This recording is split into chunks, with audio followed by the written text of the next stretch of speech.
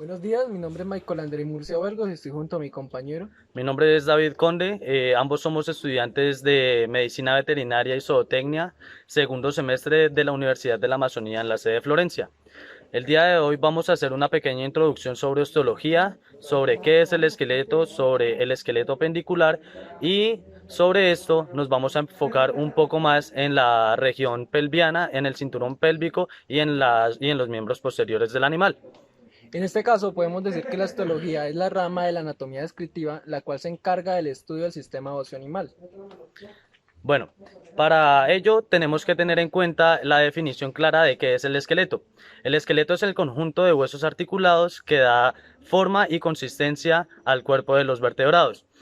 El esqueleto apendicular comprende las partes móviles del cuerpo del animal. Por ejemplo, en la zona torácica, los miembros anteriores y en la zona pélvica, que es donde más nos vamos a enfocar en este video, vamos a tratar de explicar los accidentes óseos, vamos a tratar de explicar también las articulaciones y a mencionar sus partes y señalarlas por secciones.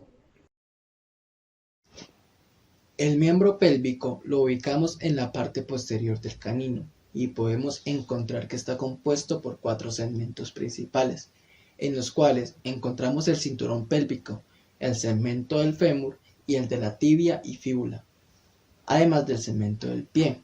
Iniciando con el cinturón pélvico, este está conformado por los dos huesos coxales que a su vez están articulados por la sínfisis pelviana distalmente y proximalmente articulados con el hueso sacro por una anfiartrosis. Un dato curioso es que en las hembras la articulación de la sínfisis pelviana es más débil, todo ello para facilitar el trabajo de parto. Cada hueso coxal consta o está compuesto por tres huesos, los cuales son el ilion, el isquion y pubis.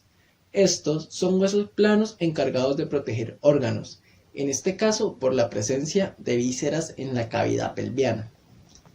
Distalmente a los huesos coxales encontramos articulado el fémur, el cual es el hueso más fuerte de los huesos largos y su función es de movimiento. Distalmente a él se articula con la tibia y fíbula, las cuales son los huesos más largos y que también se encargan de ayudar al movimiento del canino. Podemos encontrar que estas se articulan en diartrosis con el astrágalo y calcáneo, donde esta articulación tiene como nombre articulación del tarso o articulación tarsiana.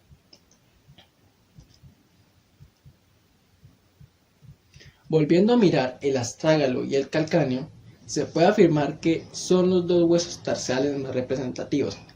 Distalmente al astrágalo encontramos articulado de forma anfiartrosis el hueso central del tarso. ¿Y qué es anfiartrosis? Quiere decir que hay movimiento pero es reducido, o sea que presenta poco movimiento, donde se genera la articulación intertarsal. Podemos afirmar que los tres conforman la parte proximal de la articulación del tarso. Además, distalmente a ella llamamos los tarsos enumerados de medial a lateral, donde encontramos el hueso tarsal número 1, número 2, número 3 y número 4, siendo el número 4 el hueso de mayor tamaño que se articula proximalmente con el calcáneo. Estos huesos tarsianos son considerados huesos cortos y podemos decir que el canino cuenta con un total de 7 huesos tarsianos. Metatarsos.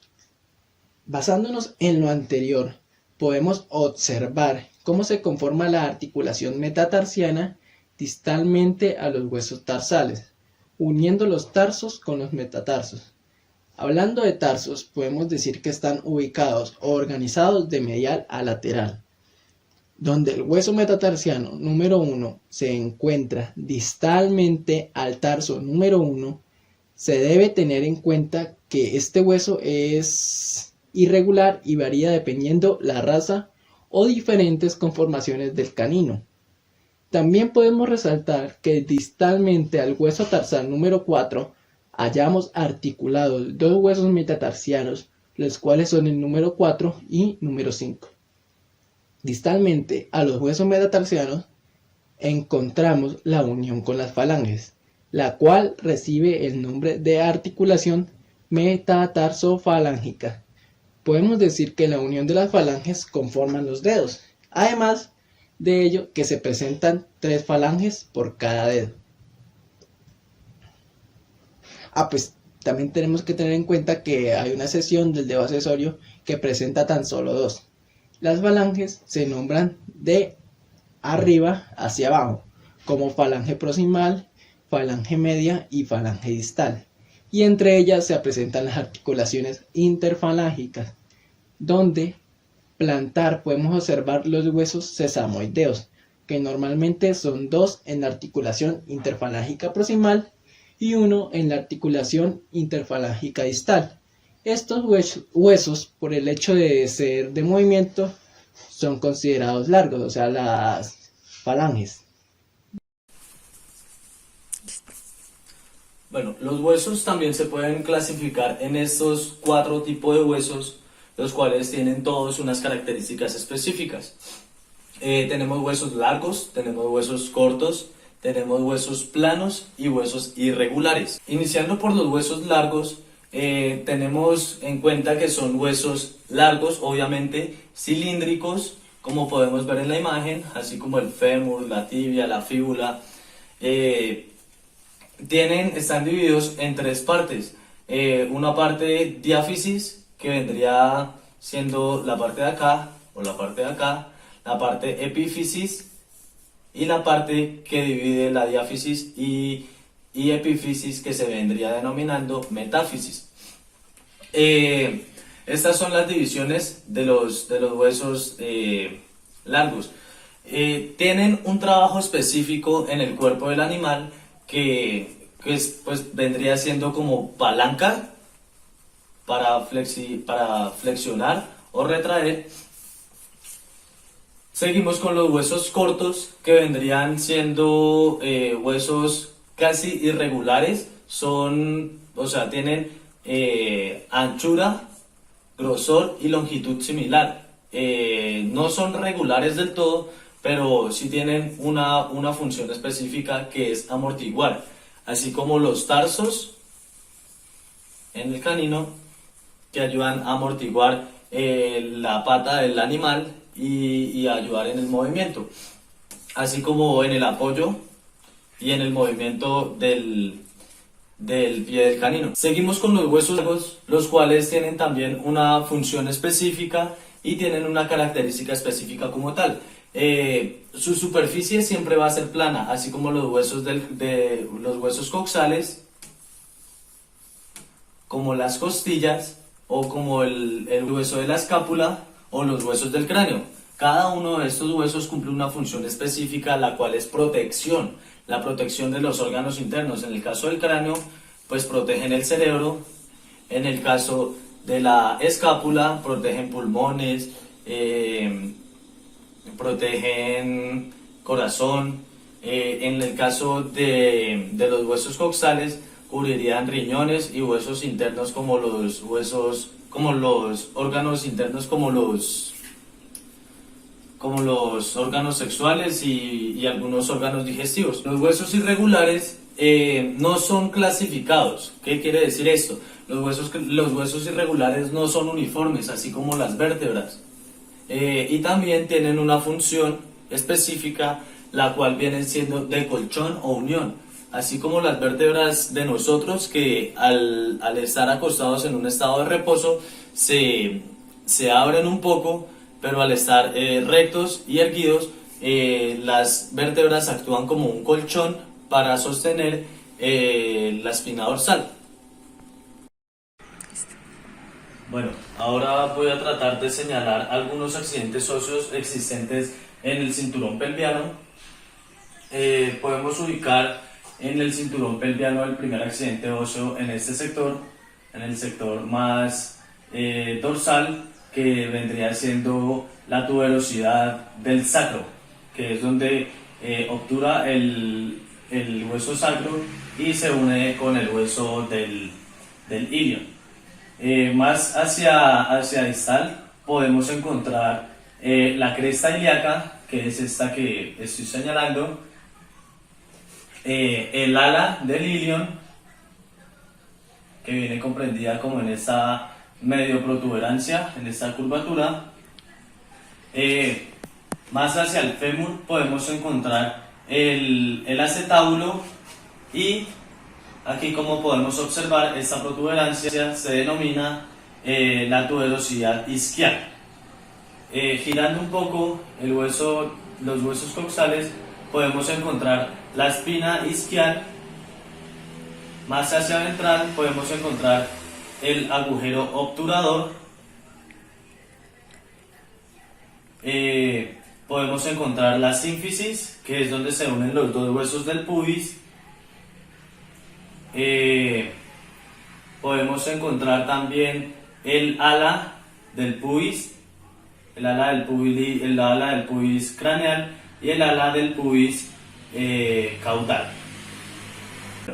Ya explicados los accidentes óseos del cinturón pelviano, vamos más hacia distal a ubicar los accidentes óseos que existen en el fémur. Empezando por la cabeza del fémur, que es la que articula con el hueso coxal, así determinando la articulación coxofemoral. Esto es lo que entra en el trocante del hueso del coxis, del hueso coxal. Esta vendría siendo el trocánter mayor, esta protuberancia que se puede denotar aquí. La fosa trocantérica, que es lo que separa la cabeza y la trocante mayor. Más hacia distal podemos encontrar esta protuberancia llamada trocante menor, ¿sí? Este trocante menor. Más hacia distal podemos encontrar el plano trocantérico, y esto ya vendría siendo entonces el cuerpo del fémur. Aquí podemos denotar el cuello del fémur. Explicados ya los accidentes óseos del fémur, bajamos un poco más hacia distal para encontrar los huesos de la tibia y de la fíbula. Ahora voy a tratar de explicar un poco sobre los accidentes óseos existentes en este par de huesos. Aquí tenemos la tibia y la fíbula vistos desde un ángulo craneal, y acá los tenemos vistos desde un ángulo caudal. Vistos desde el ángulo craneal, podemos encontrar la tuberosidad de la tibia, que se encuentra en este sector, y la cabeza de la fíbula, la cual también se puede observar desde una vista caudal. Aquí podemos encontrar en la vista caudal la eminencia intercondílea, y con sus respectivos intercóndilos lateral y el intercóndilo medial. Aquí podemos encontrar también el cóndilo lateral y el cóndilo medial. También podemos encontrar el cuerpo de la tibia, el cuerpo de la fíbula, y este espacio que se denominaría el espacio interóseo de la pierna. Teniendo en cuenta que ya explicamos los accidentes óseos del cinturón pelviano, del fémur, de la tibia y de la fíbula, encontramos en su mismo orden los huesos tarsianos. El primer hueso tarsiano, que vendría siendo el calcáneo, y sus accidentes óseos, que vendría siendo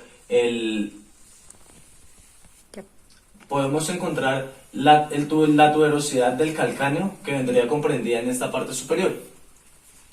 Más distalmente podemos encontrar el hueso del astrágalo, con su respectiva tróclea, señaladas aquí por sus crestas sagitales, que son pues bastante notorias en la imagen.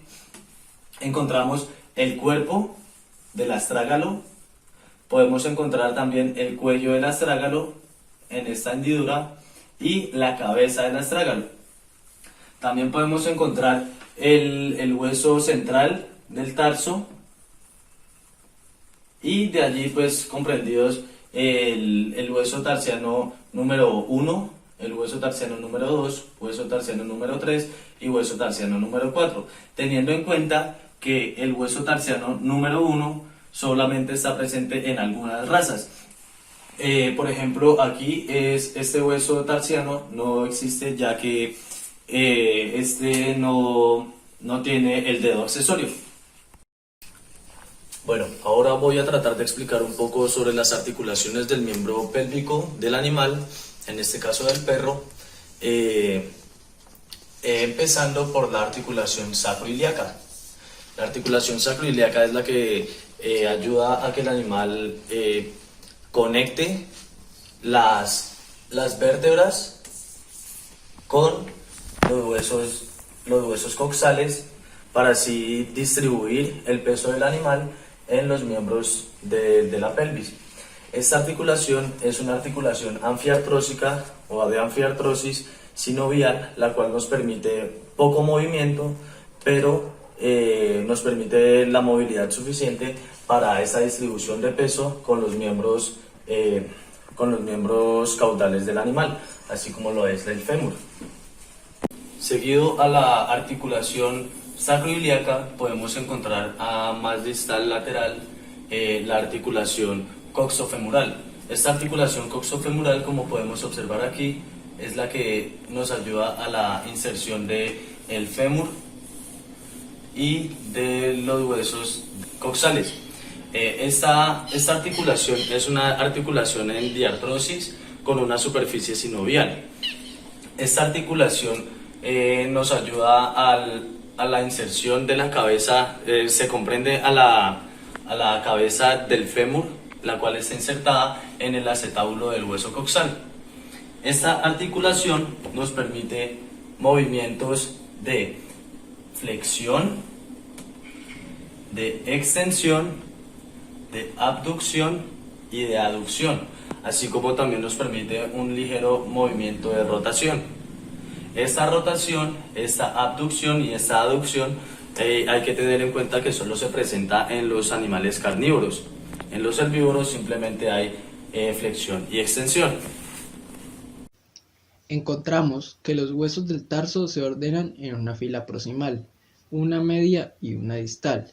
Estas, a su vez, reciben nombres en cada articulación, donde proximalmente se forma la articulación tarsocural cuando la cóclea de la fíbula se une con la cóclea del astrágalo. ¿Qué podemos decir, de esta articulación? Que esta es una articulación de diartrosis. ¿Por qué es de diartrosis? Pues porque permite el movimiento. Además, la cabeza del astrágalo se articula distalmente con el hueso central del tarso, por medio de un cóndilo, donde en el caso del canino prácticamente no presenta movimiento, por lo que se puede considerar como una articulación de anfiartrosis. Por otro lado, el calcáneo se articula dorsal y medialmente con el astrágalo, por medio de sus cajas articulares, conformando las denominadas articulaciones intertarsianas, y distalmente a él se articula con el hueso metatarsal número 4, pues como lo dije anteriormente, a cada tarso le corresponde un dedo. Por ello, en la fila distal los podemos encontrar articulados de forma anfiartrosis con los metatarsos, conformando la articulación metatarsiana. Estas, a su vez, inician con la conformación de los dedos, debido a que, como mencioné anteriormente, cada dedo está compuesto por 3 falanges, que reciben su nombre articular dependiendo de su ubicación, donde la falange proximal entre la falange proximal y media encontramos la articulación interfalángica proximal, que pues ella es en diartrosis porque presenta movimiento, y entre la falange media y distal encontramos la articulación interfalángica distal, siendo también en forma de diartrosis, pues por lo mismo, porque también presenta movimiento. Bueno, para entender un poco mejor las articulaciones, voy a mencionar de forma general y a dar unas características pues, muy generales sobre los tipos de articulación. Empezando por la sinartrosis. La articulación sinartrosis es una articulación de movimiento nulo, o sea, no existe ningún movimiento entre esta articulación. Son dos segmentos óseos, dos extremos óseos que están unidos por algún tejido y que mantienen su rigidez. El segundo tipo de articulación vendría siendo la anfiartrosis. Es una articulación semimóvil o de poco movimiento, la cual son dos superficies fibrosas, dos superficies óseas que se mantienen por un tejido fibroso o cartilaginoso, la cual nos permite hacer un movimiento, pues, un semimovimiento. La tercera vendría siendo la diartrosis. La diartrosis es la articulación con más movimiento, la articulación así como la del fémur en el perro, que es la que nos permite pues un movimiento bastante prolongado, un movimiento pues fino, y tiene la generalidad de que está recubierta en sus extremos óseos por un tejido sinovial. Este tejido sinovial se encarga, por decirlo así, de lubricar y de mantener ese movimiento fino sin que las superficies óseas se raspen entre sí o que generen desgaste.